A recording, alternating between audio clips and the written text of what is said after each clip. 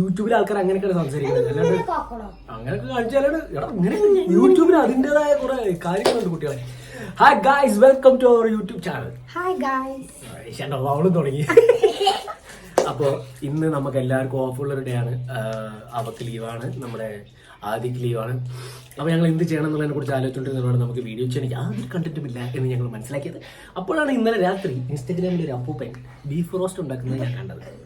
അത് കണ്ടപ്പോൾ തൊട്ട് എനിക്ക് ബീഫ് റോസ്റ്റ് കഴിക്കണമെന്ന് ഭയങ്കര ആഗ്രഹമായിരുന്നു. എന്ത് ചെയ്യാൻ, എനിക്ക് ഫുഡ് ആരെങ്കിലും നന്നായിട്ട് ഉണ്ടാക്കുന്നതും കഴിക്കുന്നതൊക്കെ കണ്ടാൽ അത് കഴിക്കാൻ തോന്നുന്നൊരു ചെറിയ അസുഖമുണ്ട്. അതിൻ്റെ പേരിൽ ഞാൻ ഇന്ന് രാവിലെ തന്നെ പോയി ബീഫായിട്ട് വന്നു. അപ്പോൾ എൻ്റെ ഭാര്യ പറഞ്ഞു അവൾക്ക് ഗീ റൈസ് ഉണ്ടാക്കാൻ അറിയാം എന്ന് അവൾ അവകാശപ്പെടുന്നു. അറിയാം. അതെ, അപ്പോൾ അവൾ അവകാശപ്പെടുന്ന ഗീ റൈസ് അവൾ ഉണ്ടാക്കുന്നു. ഞാൻ അവകാശപ്പെടുന്നില്ല, ഞാൻ ഇന്നലെ കണ്ട് കൊതിച്ച ബീഫ് ഫ്രൈ ഞാനും ഉണ്ടാക്കുന്നു. Okay, sorry, beef roast. അപ്പോൾ നമുക്ക് ഇന്നൊരു കുക്കിംഗ് വീഡിയോയിലേക്ക് പോകാം. Okay okay.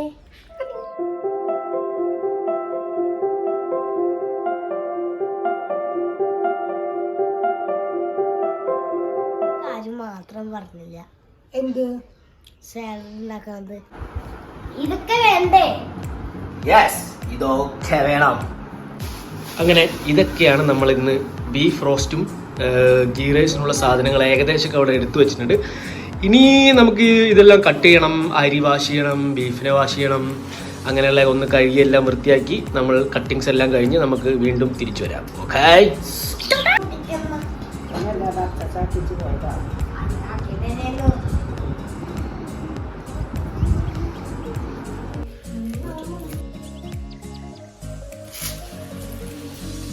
മുറിക്കണുണ്ടോ കൊച്ചു കള്ളൻ, ആർക്കും കൊടുക്കാതെ മുറിക്ക.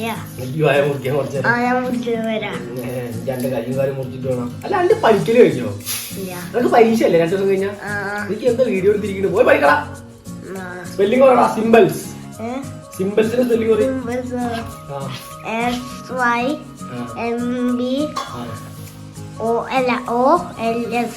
സിമ്പിൾസ്. എടി, ഒരു മാർക്ക് കിട്ടിട്ടോ പരീക്ഷയ്ക്ക്.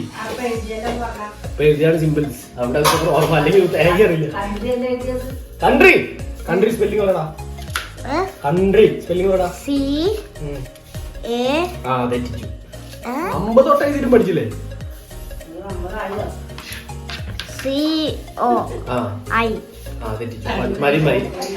ഈ വീഡിയോ കട്ട് ചെയ്തോ? നമ്മള് 3.5 ക്ലാസ് ആയിരുന്നു. എന്തിനാണ് 3.5 ക്ലാസ് അരി? പിന്നെ എത്ര പേരില്ല ഇവിടെ വീട്ടില്? 1.5 ക്ലാസ് അരി. അരിയുടെ കണക്ക് എങ്ങനെയാണ്? 1.5 ക്ലാസ് അരി എന്ന് പറഞ്ഞാൽ 1.5 ഒരു ഗ്ലാസ് അരിക്ക് 2 ഗ്ലാസ്. അതല്ല ചോദിച്ചു, ഒരു ഗ്ലാസ് അരി എടുത്ത് എത്ര പേർക്ക് കഴിക്കാന്നാണ് ചോദ്യം.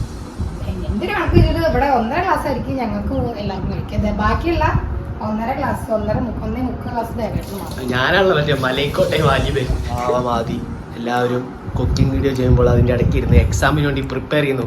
പണ്ട് ആരാടി മറ്റേ സ്ട്രീറ്റ് ലൈറ്റിൻ്റെ താഴെ ഇരുന്ന് പഠിച്ച ആൾക്കറിയാമോ? ആൽബർട്ട് ഐൻസ്റ്റീൻ എന്നല്ല, എൻ്റെ ഭാര്യയുടെ മണ്ടത്തെ എല്ലാവരും കേൾക്കും. എബ്രഹാം ലിങ്കൺ ആയിരുന്നു അയാൾ. പണ്ട് എബ്രഹാം ലിങ്കൺ മറ്റേ സ്ട്രീറ്റ് ലൈറ്റിന് താഴെ ഇരുന്ന് പഠിച്ചു എന്നൊക്കെ പറഞ്ഞ പോലെ ആദ്യം കിച്ചണിൽ വന്നിരുന്ന് കഷ്ടപ്പെട്ട് എക്സാമിന് വേണ്ടി പ്രിപ്പയർ ചെയ്തു. 10 മിനിറ്റ് മുമ്പ് പഠിച്ചതിൻ്റെ സ്പെല്ലിംഗ് ഇപ്പോൾ ഓർമ്മയില്ല എന്നുള്ളതാണ് ഏറ്റവും വലിയ പ്രത്യേകത. ഞങ്ങൾ ഭയങ്കര ടീം എഫർട്ടാണ് ചെയ്തുകൊണ്ടിരിക്കുന്നത്. എല്ലാവരും ഈ എഫർട്ടിൽ പങ്കെടുക്കുന്നു. അച്ഛൻ നേരത്തെ വന്ന് തേങ്ങയൊക്കെ മുറിച്ച് വന്നിട്ട് പോയി. ഇപ്പോൾ ആ അമ്മ വീണ്ടും ആ തേങ്ങ മുറിച്ചുകൊണ്ടിരിക്കുകയാണ്. എന്താണ് ഉദ്ദേശിക്കുന്നത് അറിയില്ല. വീണ്ടും ആ തേങ്ങയെ ചെറുതാക്കിക്കൊണ്ടിരിക്കുകയാണ്.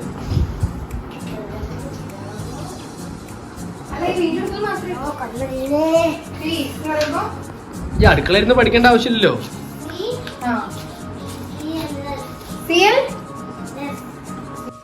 അപ്പൊ നമുക്ക് ഗീ റൈസ് ഉണ്ടാക്കാൻ തുടങ്ങാം. ഓക്കെ, അപ്പോൾ നമ്മൾ കുക്കറിലാണ് ഉണ്ടാക്കുന്നത്.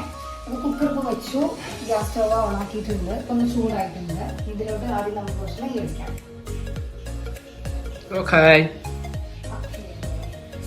നെയ്യ് ഒഴിക്കുന്നതിന് അളവുണ്ടോ? നെയ്യ് ഒഴിക്കുന്നതിന് അങ്ങനെ അളവൊന്നുമില്ല. നമ്മൾ എടുക്കുന്ന ഉള്ളി, അതുപോലെ തന്നെ ഗ്രാമ്പൂ, കറുവപ്പട്ട, ഇതൊക്കെ നമുക്ക് ആദ്യം ഒന്ന് വറുത്ത് വരണം. അതുപോലെ തന്നെ ആ അരിക്ക് വേണ്ടത് നെയ്യ്, അത്രയും ക്വാണ്ടിറ്റി. അത് ഞാൻ പറഞ്ഞുതരാനൊന്നും അറിയില്ല. ദേവേട്ടൻ ഈ പറഞ്ഞ പോലെ ഇതൊക്കെ ഉണ്ടാക്കിയിട്ടുള്ള പരിചയം നല്ല ഭയങ്കര അഭിപ്രായം പറഞ്ഞ് വെറുപ്പിക്കലാണ്. അപ്പോൾ ഞാൻ സാധാരണ ഉണ്ടാക്കുന്ന ഈ റൈസ് അല്ല കേട്ടോ നമ്മൾ ഉണ്ടാക്കണേ. ദേവേട്ടൻ്റെ താല്പര്യപ്രകാരമുള്ള ഈ റൈസാണ്. സ്പൈസി ഫുഡ് കഴിക്കാൻ ഇഷ്ടമുള്ളത് കൊണ്ട് ഞങ്ങൾ പച്ചമുളക് ഒന്ന് കീറി പച്ചമുളക് ഇട്ടിട്ടുണ്ട് ഒരു 4 എണ്ണം.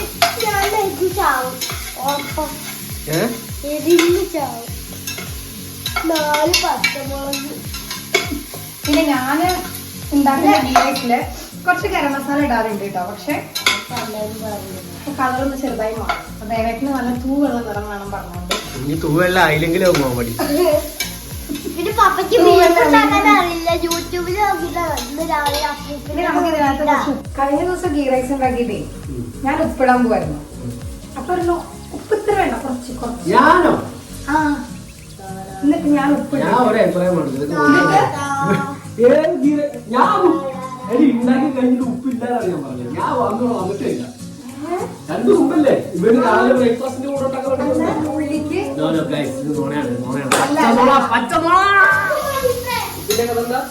കഴിഞ്ഞ ദിവസം ഞാൻ ആദ്യത്തെ ബ്രേക്ക്ഫാസ്റ്റ് ആയിട്ട് ഗീ റൈസ് കൊടുത്തുവിടാൻ പറഞ്ഞിട്ട് ഉണ്ടാക്കാൻ വന്നിട്ടുണ്ടാവും. അപ്പൊ ദേവേട്ടൻ്റെ ഒരു വർത്താനം പറഞ്ഞു. ദേവേട്ടൻ പറഞ്ഞു ഉപ്പ് ഇത്രയാണ് ഉള്ളത് പറഞ്ഞിട്ട് ഞാൻ ഇടാൻ തന്നെ സംഭവമല്ല. ഞാൻ പറഞ്ഞു ഇവിടെ ആദ്യം ഉള്ളി ഇടുമ്പോ തന്നെ മൊത്തത്തിൽ ഉപ്പിട്ടു. അപ്പൊ ഞാൻ പറഞ്ഞു ഇപ്പൊ തന്നെ ഉള്ളിക്ക് ഉപ്പിട്ടാൽ മതി. പിന്നെ ഞാൻ ഉദ്ദേശിച്ചത് കുറച്ച് കഴിഞ്ഞിട്ട് വെള്ളം ഒഴിക്കലായിരിക്കും. അപ്പൊ ബാക്കി ഉപ്പിടണം. അതാണ് ഞാൻ ഉദ്ദേശിച്ചത്. ഉപ്പേ ഇടണ്ടതല്ല. ഇതിന് ലാസ്റ്റ് ഉപ്പ് നല്ല കുറവാണ്. ഫുഡ് നല്ല ഉപ്പില്ല എല്ലാവരും ഇത് പറഞ്ഞു. അല്ലെങ്കിൽ സൗണ്ടാണ്. ഒരു ഗ്ലാസ് അരിക്ക് 2 ഗ്ലാസ് വേണം. ഒരു ഗ്ലാസ് അരിക്ക് 2 ഗ്ലാസ് വെള്ളം വേണം. ഇതൊക്കെ ഏത് കണക്കാണ് ദൈവമേ. ഈ ഗീ റൈസ് ഇതിൽ എനിക്ക് ഒരു പങ്കുമില്ല കേട്ടോ. ഒരു ഗ്ലാസ് അരിക്ക് 2 ഗ്ലാസ് വെള്ളം. ഒരു ഗ്ലാസ് അരിക്ക് 1.5 ഗ്ലാസ് വെള്ളം. ഒരു ഗ്ലാസ് അരിക്ക് 2 ഗ്ലാസ് വെള്ളം. തെറ്റ് ഗൈസ്. ഞാൻ ഉണ്ടാക്കുന്നത് അപ്പൊ ഞാൻ ഉണ്ടാക്കുന്നത് ഒരു ഗ്ലാസ് അരിക്ക് 1.5 ഗ്ലാസ് വെള്ളം. ഇവള് പറയുന്നത് ഒരു ഗ്ലാസ് അരിക്ക് 2 ഗ്ലാസ് വെള്ളം. 2 ഗ്ലാസ് വെള്ളം. നിങ്ങൾ ഒരു ഗ്ലാസ്സിന് എത്ര ഗ്ലാസ് വെള്ളം ഒഴിക്കും പറയും. ഇവിടെ വറുത്ത് വെച്ച അണ്ടിപ്പരിപ്പ് മുന്തിരി എല്ലാം തിന്നണു. നമ്മൾ കഴുകി വെച്ച അരി നമ്മളിപ്പോ ഈ കുക്കറിലോട്ട് ഇടാൻ പോവാണ് കേട്ടോ. 3.5 ഗ്ലാസ് അരിയാണ്.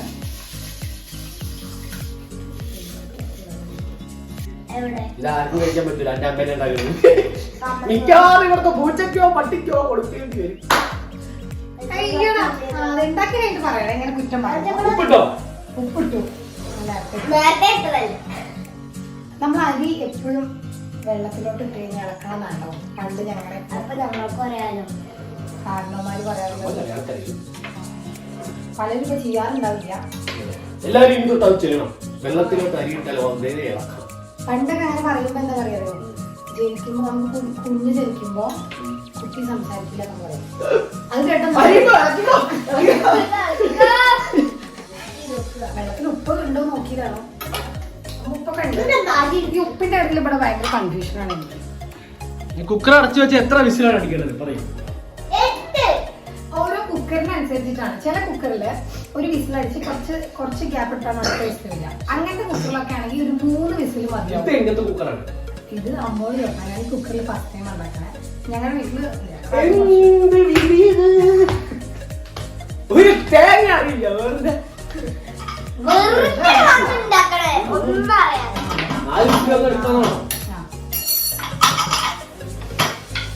ഈ കുക്കറിലൊക്കെ വയ്ക്കുമ്പോ ഭയങ്കര കെയർഫുൾ ആയിരിക്കണം കേട്ടോ. വെള്ളം എന്തായാലും കുറയില്ല. ദേവേട്ടന്റെ കണക്ക് പ്രകാരമാണെങ്കിലാണ് കുക്കറിന്റെ പേടിക്കാറുള്ളൂ. അങ്ങനെ എന്റെ നെയ്ച്ചോറ് റെഡിയാൻ വേണ്ടി ഞാൻ ഇനി കുറച്ചു നേരം ഒന്ന് റെസ്റ്റ് എടുക്കട്ടെ. ഇനി നമുക്ക് ബീഫ് ഫ്രൈ ഉണ്ടാക്കാം. ഓക്കെ, നെയ്ച്ചോറ് ബീഫ് റോസ്റ്റ്. നമ്മള് ഇവരുടെ ഗീ റൈസ് ഉണ്ടാക്കുന്ന സമയം നമുക്ക് വെറുതെ ഒരുപാട് ടൈം ഉണ്ട്. നമുക്ക് ആ സമയത്ത് സ്വാദിഷ്ടമായ ബീഫ് റോസ്റ്റ് ഉണ്ടാക്കാം. ശരിക്കും പാപ്പയ്ക്ക് ബീഫ് ഒന്നും ഉണ്ടാക്കാൻ അറിയില്ല. ഇന്ന് രാവിലെ ഏതോ അപ്പൂപ്പന്റെ വീഡിയോ കണ്ടിട്ട് കണ്ടു പഠിച്ചുണ്ടാക്കണ്ടോ? അതാണ് കാര്യം. ബീഫ് കൊടുക്കില്ല. നമ്മുടെ ബീഫ് റോസ്റ്റ് ഉണ്ടാക്കുന്നത് കുക്കറിലാണ്. എന്റെ ആദ്യത്തെ ബീഫ് റോസ്റ്റ് ആണ്. അല്ല, ഞാൻ ഒരിക്കലും ഇതിന് മുമ്പ് ശ്രമിച്ചിട്ടുണ്ടോ, പക്ഷെ അന്ന് വൻ വിജയമായിരുന്നു. അപ്പോൾ നമ്മൾ ആദ്യം തന്നെ കുക്കറിലേക്ക് വെളിച്ചെണ്ണ ഒഴിച്ചു. ഞാൻ ഈ ചക്കര കൊണ്ടേ കൊടുത്തു. അപ്പോ നമ്മൾ അതിലേക്ക് കുറച്ച് കടുക് ഇട്ടിട്ട് കടുക് പൊട്ടിത്തെറിക്കുന്നവരെ വെയിറ്റ് ചെയ്യണം. അപ്പോൾ നമ്മൾ ബീഫ് റോസ്റ്റിന് ആവശ്യമായ സാധനങ്ങൾ കഴുകി വെച്ച ബീഫ് അവിടെ ഉണ്ട്. പിന്നെ നമുക്ക് വേണ്ടത് അരിഞ്ഞു വെച്ച സവാള, തേങ്ങാക്കൊത്ത്, ഇഞ്ചി വെളുത്തുള്ളി അരച്ചത്, പിന്നെ പെരുംജീരകത്തിന്റെ പൗഡർ, പിന്നെ നമുക്ക് വേണ്ടത് മസാലകളാണ്. ഈ ഗരം മസാല, മല്ലിപ്പൊടി, മുളക് പൊടി, മഞ്ഞൾപ്പൊടി, മസാലകൾ. ബാക്കി ഞാൻ ഉണ്ടാക്കുമ്പോൾ പറയാം, അതായിരിക്കും നല്ലത്. അല്ലാതെ ഓരോരോ ഇൻഗ്രീഡിയൻസിനെ ഇൻട്രോഡ്യൂസ് ചെയ്യുന്നതൊക്കെ പഴയ കടുക് പൊട്ടിയോ? കടുക് പൊട്ടാൻ വേണ്ടിയുള്ള കാത്തിരിപ്പിലാണ് ഞാൻ. അങ്ങനെ കടുക് കടുക് പൊട്ടിക്കൊണ്ടിരിക്കുകയാണ്. അപ്പൊ നമ്മൾ കുറച്ച് കറിവേപ്പില,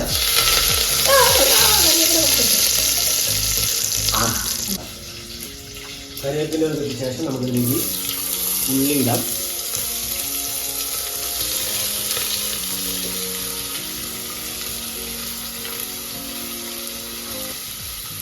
സവാള ഇടാം.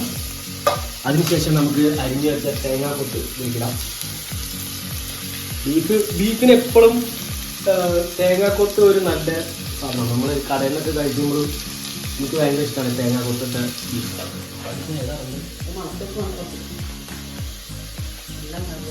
ഗ്രാമ്പൂ പൊടി. അങ്ങനെയാണോ?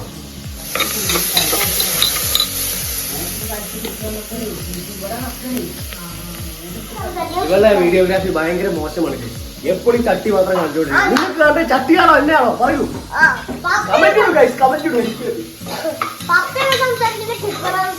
സംസാരിക്കുന്നത് ഞാനാണ്. ഇവര് കാണിക്കുന്നൊക്കെ ചട്ടിയാണ്. ഇൻജസ്റ്റിസ്. വഴണ്ട് വന്നു കഴിഞ്ഞാൽ നമുക്ക് ഓരോന്നോരോന്നായി സാധന സാമഗ്രികളെ കിട്ടിയതിന് ശേഷമാണ് നമ്മുടെ മെയിൻ ഐറ്റമായ ബീഫിനെ കിട്ടുന്നത്. ഇപ്പൊ തന്നെ നല്ല രസമൊരു മണം വരുന്നത്. ഈ തേങ്ങയുടെയും ഈ സവാളയുടെയും കൂടി ഇങ്ങനെ ഒരു നല്ല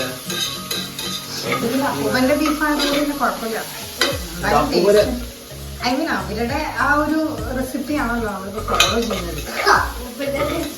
അതുകൊണ്ടല്ലേ വന്നതെന്നുള്ള കാര്യത്തിൽ പറയൂ മറുപടി ഇല്ലേ? എന്താ ഉണ്ടാക്കുന്നത്? ഞാൻ ചുമ്മാ വാക്കുകൊണ്ട് മറുപടി പറയാറില്ല. ഈ ബീഫ് കഴിക്കുമ്പോൾ ഇവളുടെ മുഖത്തെ എക്സ്പ്രഷൻ കൊണ്ടായിരിക്കും എന്റെ മറുപടി. അത് എനിക്ക് അങ്ങനെ എക്സ്പ്രഷൻസ് തുടങ്ങുന്നില്ല. നിന്റെ മുഖത്തെ എക്സ്പ്രഷൻ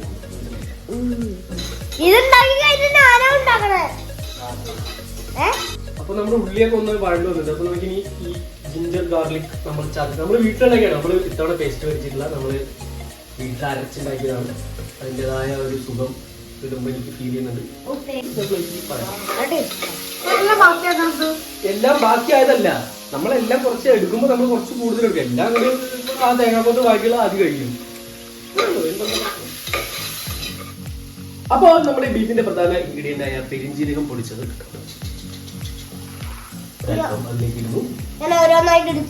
ഇനി നമുക്ക് വേണ്ടത് അല്പം മഞ്ഞൾപ്പൊടി. പെരിഞ്ജീരകത്തിന്റെ മണം ഇതാ കിട്ടി തുടങ്ങിയിരിക്കുന്നു. 1/4 ടീസ്പൂണോളം മഞ്ഞൾപ്പൊടി. കാരണം മഞ്ഞൾപ്പൊടി അതിന് ഒരുപാട് ഇടേണ്ട അതാണ് വേണ്ടത്. അത് കഴിഞ്ഞിട്ട് നമുക്ക് ഇനി കുറച്ച് മുളക് പൊടി. നമുക്ക് ഞങ്ങളൊക്കെ നല്ല എരിവ് ഇഷ്ടമുള്ള ആൾക്കാരാണ്. ഇതാണ് ഒഴികെ. അപ്പൊ ഞങ്ങള്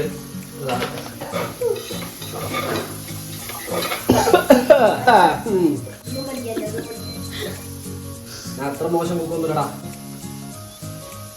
ഇതെന്താ ഒരു കാര്യം അറിയോ? ഈ ഇവിടെ കോമഡികളൊക്കെ ഞാൻ കണ്ടു ഒന്നും കേട്ടില്ല. ഇവിടുത്തെ കഷ്ടപ്പെട്ട് കോമഡി പറയണ്ട. അതെന്തപ്പെട്ടത് പറഞ്ഞില്ലല്ലോ. സോറി. ഇത് നമ്മള് ഗരം മസാല നമ്മൾ ഓരോരോ ഐറ്റംസിനെ സെപ്പറേറ്റ് എടുത്ത് പൊടിച്ച് അച്ഛൻ എടുത്ത് വെച്ചിട്ടുള്ളതാണ്. അപ്പൊ നമ്മള് ഓരോരോ ഐറ്റംസിനെയാണ് ഇടുന്നത്. ശരിക്കും എല്ലാവരും കൂടി ഒറ്റ അടിക്ക് പൊടിച്ചിട്ട് ഒരു സാധനമാണ് ഇടാറ്. അച്ഛൻ സെപ്പറേറ്റ് ആണ് പൊടിച്ചു വെച്ചിട്ടുള്ളത്. സാധാരണ ഗരം മസാലയുടെ പാക്കറ്റ് മേടിക്കാൻ കിട്ടുമല്ലോ. പാക്കറ്റ് മേടിക്കാൻ കിട്ടും. ഇവിടെ ഞങ്ങള് ഹോം മെയ്ഡ് ഗരം മസാലയാണ് നമ്മൾ യൂസ് ചെയ്യുക. ഹോം മെയ്ഡ് ഗരം മസാല അത് അച്ഛൻ ഓരോരോ ഐറ്റംസ് ഓരോന്നോരോ സെപ്പറേറ്റ് ആയിട്ടാണ്. അത് നമ്മളിത് ഓരോന്നോരോന്നായിട്ട് ഇടണമെന്നുണ്ടോ? അത് കുഴപ്പമൊന്നുമില്ല. നമുക്ക് വേഗം ഇട്ടാൽ മതി. അല്ലാത്ത ഇടുന്ന അങ്ങനെ കുറെ ഗുണങ്ങൾ അതിലുണ്ട്. ഇപ്പൊ ഏകദേശം ഒരു നല്ല മിക്സ് നമുക്ക് റെഡി ആയിട്ടുണ്ട്. ഇതിലേക്ക് ഒരു കണ്ടോ ഭയങ്കര കളർഫുൾ അല്ലേ? കളർഫുള്ളായ ഒരു മിക്സാണ്. ഒരല്പം വെള്ളം ഇതിലേക്ക് ഒഴിക്കണം. അത് കഴിഞ്ഞ് നമുക്ക് ബീഫ് ഇട്ടിട്ട് ഒരു 8 വിസിൽ വേവിക്കണം. അതാണ് നമ്മുടെ നെക്സ്റ്റ് പരിപാടി. സോ വെള്ളം എനിക്കൊരല്പം വെള്ളം ഞാൻ ഒഴിച്ചിട്ടുണ്ട്. ഒരല്പം, കാരണം ബാക്കി വെള്ളമൊക്കെ ബീഫിലുണ്ടാവും. നമ്മൾ ഒരുപാട് വെള്ളം ഒഴിക്കേണ്ട ആവശ്യമില്ല. നമ്മളെ കഴുകി വെച്ച ബീഫാണിത്. അപ്പോൾ നമ്മുടെ ഈ മസാലയിലേക്ക് കഴുകി വെച്ച ബീഫ് ഇടണം. ഓക്കെ.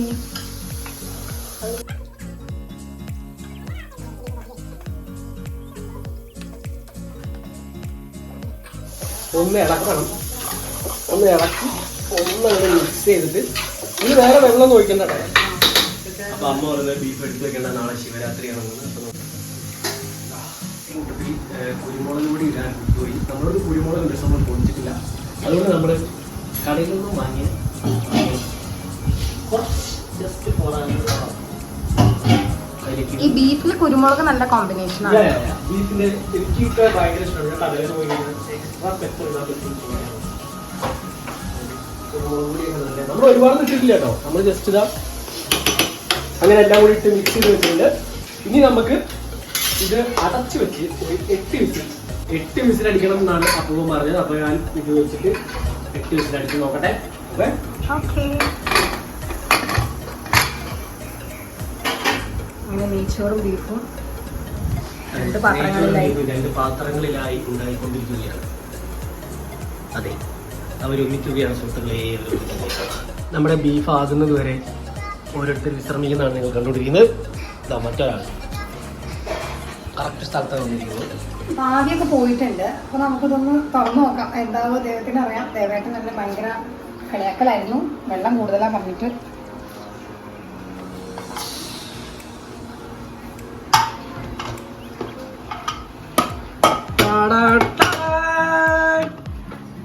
ഞാൻ വിചാരിച്ചു മസാലയൊക്കെ ഇപ്പൊ സൈഡിലാണ്. ഒന്ന് ഇളക്കിയ ശരിയാവും കേട്ടോ.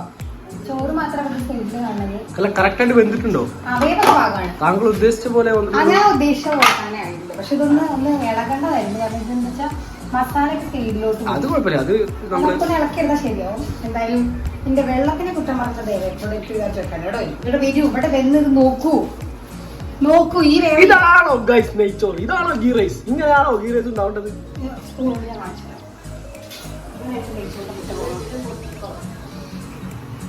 ഓ പെർഫെക്റ്റ്. ഉലർന്നു വരുന്നത്. So nice. അടിപൊളിയാണ് കേട്ടോ. I am proud of U.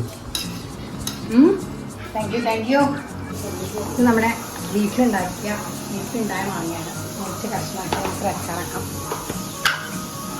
അപ്പം കഴിക്കാൻ വേണ്ടിയിട്ട് ശരിക്കും ഉപ്പ്, അതുപോലെ മുളക് പൊടി, എണ്ണ, നല്ല സൂപ്പറായിട്ട്.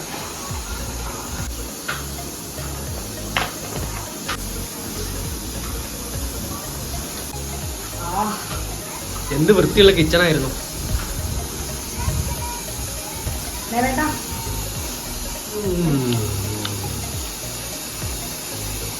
ഇതാ നമ്മുടെ ഗീ റൈസ് ഇവിടെ റെഡി ആയിക്കൊണ്ടിരിക്കുകയാണ്. ഇതിനെ ഗാർണിഷ് ചെയ്യുന്ന ചടങ്ങ് ബാക്കിയിട്ട് നമ്മൾ ഗീ റൈസിനൊന്ന് ഗാർണിഷ് ചെയ്യാൻ പോവാണ്. കാണുന്ന ഒരു ഭംഗിക്ക് വേണ്ടി അത്രേ ഉള്ളൂ. ഇതൊക്കെ കഴിക്കുന്നത് നല്ലതാണ്. അപ്പോൾ നമുക്ക് നമ്മുടെ കയ്യിലുള്ള സാധനങ്ങൾ, മല്ലിയില, ഈ സവാള ഒന്ന് ഡ്രൈ ഫ്രൈ അല്ല ശരിക്കും ഒന്ന് വാടി ചെയ്ത്, പിന്നെ കുറച്ച് നട്ട്സ് നമുക്കിടാം. അങ്ങനെ ഭംഗിക്ക് വേണ്ടി കുറച്ച് എനിക്ക് അധികം ഇഷ്ടമില്ല. കൂട്ടിയോ?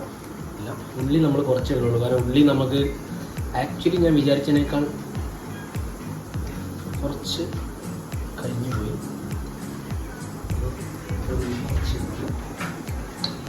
നമ്മുടെ ഫ്രൈഡ് നട്ട്സ്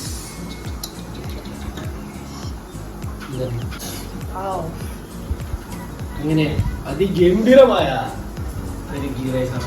അങ്ങനെ ഞാൻ ഉണ്ടാക്കിയ ഗീ റൈസ് റെഡി ആയി കഴിഞ്ഞിരിക്കുന്നു ഗൈസ്. ഇത് കാണുമ്പോൾ എല്ലാവർക്കും ഒന്ന് കഴിക്കാൻ തോന്നും അല്ലേ? എല്ലാവർക്കും തരുന്നത് ഞങ്ങൾക്ക് ആഗ്രഹമുണ്ട്, പക്ഷെ കുറച്ചൊക്കെ ഉണ്ടാക്കി. ഇങ്ങനെ അമ്മയുടെ വക സാലഡും റെഡി.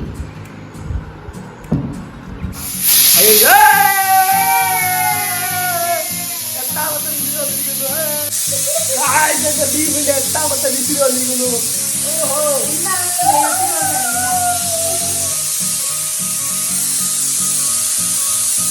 അപ്പൊ എന്റെ ബീഫ് വിജയകരമായി 8 വിസിൽ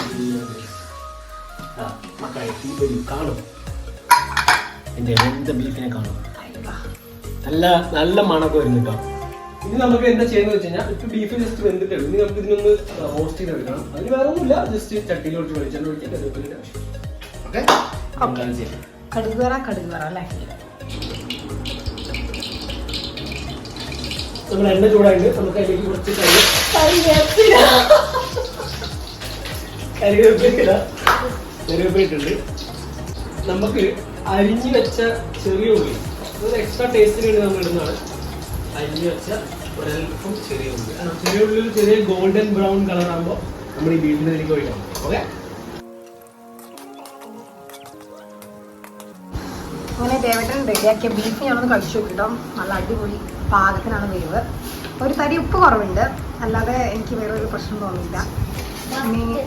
ഇതൊക്കെ അയ്യോ അല്ല ആരുണ്ടാക്കിയാലും ഇങ്ങനെ തന്നെ ഉണ്ടാവാം. അയ്യോ ഞാൻ ഉണ്ടാക്കി തീർന്നതിന് മുമ്പ്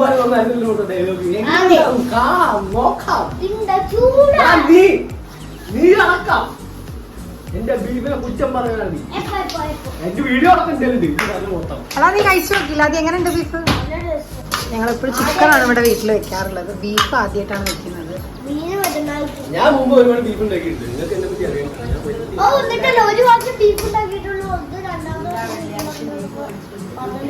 നിങ്ങളല്ലേ മുക്കി തരുന്നു. ഞാൻ ഇതിന് മുമ്പ് ഒരു തവണ ബീഫ് ഉണ്ടാക്കിയിട്ടുണ്ട്. അത് നമ്മൾ ബീഫ് ഫ്രൈ പോയാണ് ഉണ്ടാക്കിയത്. കുരുമുളക്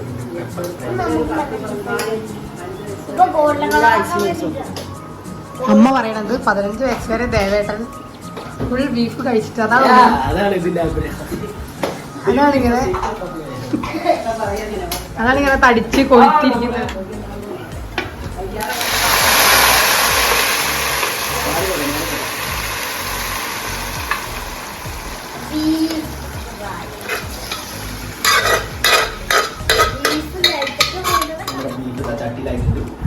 ഇനി വേണ്ടത് ഈ വെള്ളം വറ്റുക എന്നുള്ള ചടങ്ങ് മാത്രമേ ബാക്കി. കുറച്ച് ഉപ്പിന് കുറവുണ്ട്, കുറച്ച് കുരുമുളകിന് കുറവുണ്ട്. അത് രണ്ട് നമ്മൾ ആഡ് ചെയ്യും. അത് കഴിഞ്ഞാൽ പിന്നെ ബീഫ് ഒന്ന് ഈ വെള്ളം വറ്റുന്നവരെ വെയിറ്റ് ചെയ്യണം. അത്രയും മാത്രമേ ബാക്കിയുള്ളൂ. ഞാൻ ദേവേട്ടൻ്റെ ബീഫ് റോസ്റ്റ് കഴിക്കാൻ ഇങ്ങനെ എൻ്റെ നെയ്ച്ചോറ് അവിടെ വെയിറ്റിംഗ് ആണ്. ഗീ റൈസ് അവിടെ വെയിറ്റ് ചെയ്തുകൊണ്ടിരിക്കുകയാണ്. അതെ, ബീഫിന് വെയിറ്റ് ചെയ്തോടെ ഇരിക്കുന്നുണ്ട്. എത്രയും പെട്ടെന്ന് ഇതായിട്ടാണ് ഞങ്ങൾക്ക് കഴിക്കാൻ. അങ്ങനെ ഞങ്ങൾ വിശന്നിരിക്കുകയാണ് ഉണ്ടാവാൻ വേണ്ടിയിട്ട്. നമ്മളിത്ര ഐറ്റ് ആയിക്കുന്നു.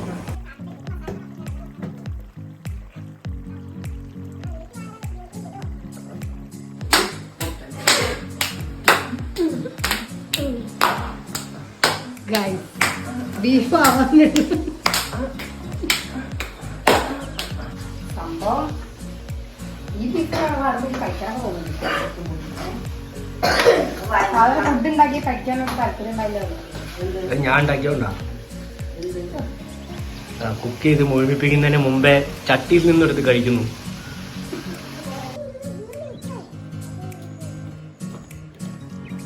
നമുക്ക് ഫുഡ് കഴിക്കാനുള്ള സമയമായിരിക്കുന്നു ഗൈസ്. എല്ലാവരും സന്നിഹിതരായിരിക്കുന്നു. നമുക്ക് ഫുഡ് സെർവ് ചെയ്യാം.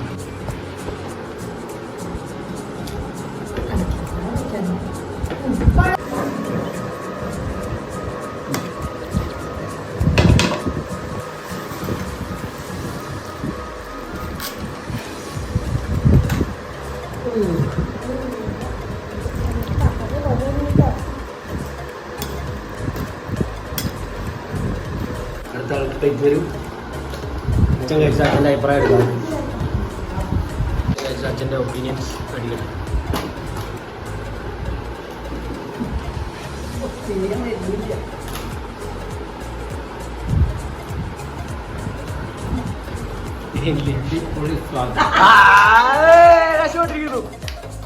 കമ്മിറ്റി വിജയത്തിലേക്ക് എത്തിരിക്കുകയാണ്. നമുക്ക് ഓരോരുത്തർക്ക് ഫുഡ് കൊടുക്കാം. അത് കഴിഞ്ഞിട്ട് എടുക്കാം.